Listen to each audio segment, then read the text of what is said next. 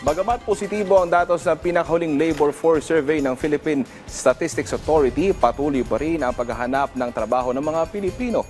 Ilang job seekers ang naghayag ng kanilang karanasan kaugnay nito. May report si Denise Osorio. Sa magandang takbo ng ekonomiya, marami pa rin sa ating mga kababayan ang naghahangad na makahanap ng mas maayos na trabaho. Gaya na lamang ng 18 anyos na si Althea May. Senior high school graduate siya. Determinado si Althea May na makakuha ng maayos na trabaho. Pero aminado siyang hindi ito madali, lalo na kung experience ang hanap ng employers. If ever po na makakapasok po ng cashier, then go ko na po. If ever man po na hindi po makapasok, hanap po ulit ng iba. Minsan po kailangan pag maghanap ka ng trabaho, dapat may experience ka. Since po ako, parang ang applyin ko po ngayon, second experience ko pa lang po. So mahirap po talaga. Naglalakas loob naman na muling pumasok sa workforce si Amorlito Doquila. 54 anyos na siya at dating shipping engineer. Hindi pa siya retirado pero hindi na siya pwedeng bumalik sa dagat. Kaya ngayon, land-based job muna ang hanap niya sa Maynila. Meron po kami ng tinatawag na age limit. So kagaya sa akin, mga 6 years to go na, magiging senior na ako. So wala pa naman akong sakit at gusto ko pang magtrabaho. Ang nakikita namin sa aming mga may edad na, napapansin namin na ang nangyayari dito, ang gusto nila yung mga bata-bata pa dahil pakinabangan pa nilang gusto. Para naman sa 34 na taong si Joey Cabentoy, masaya man siya sa trabaho niya ngayon, gusto naman niyang mag-level up ang kanyang career, lalo na't 4 na taon na siyang messenger. Someday kung maghahanap man ako ng ibang work, mas level up na siguro kumpara sa ngayon.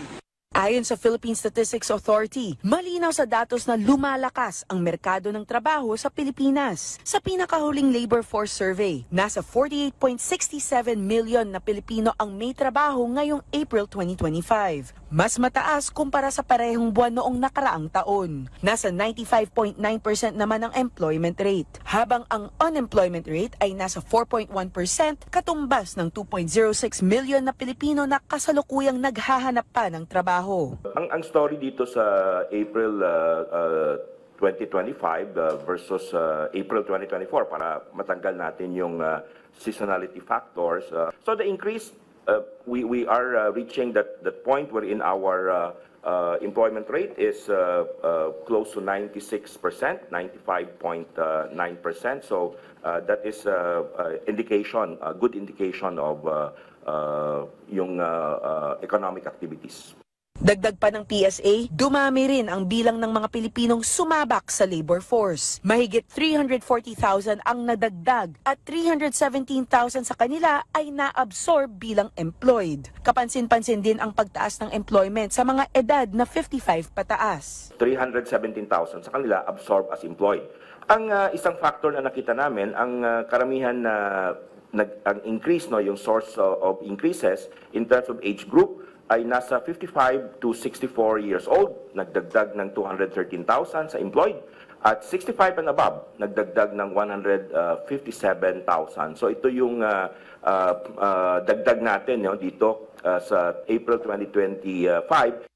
Samantala, bahagyang bumaba sa 63.7% ang labor force participation rate. Pero nananatiling matatag ito sa mahigit 50.74 million active workers. Ang underemployment naman ay nasa 14.6% o 7.09 million Filipinos na naghahanap ng dagdag kita o mas magandang trabaho. Patuloy pa ring pinakamalaki ang kontribusyon ng services sector sa kabuuang employment, kasunod ang agriculture at industry sectors. Nangunguna sa mga subsector ang administrative support, pamahalaan at depensa at agrikultura. Sa mga rehiyon, Cordillera Administrative Region ang may pinakamataas na employment rate, habang Central Visayas ang pinakamababa. Mga lugar na patuloy na tinututukan ng gobyerno para sa mas inclusive na pag-unlad. Bukod pa rito, isa ring magandang balita ang pagbaba sa 10.6% ang kabataang hindi nag-aaral, hindi nagtatrabaho o wala sa training o mas kilala bilang NEET. Patunay na epektibo ang mga programa para sa kabataang Pilipino. Denise Osorio,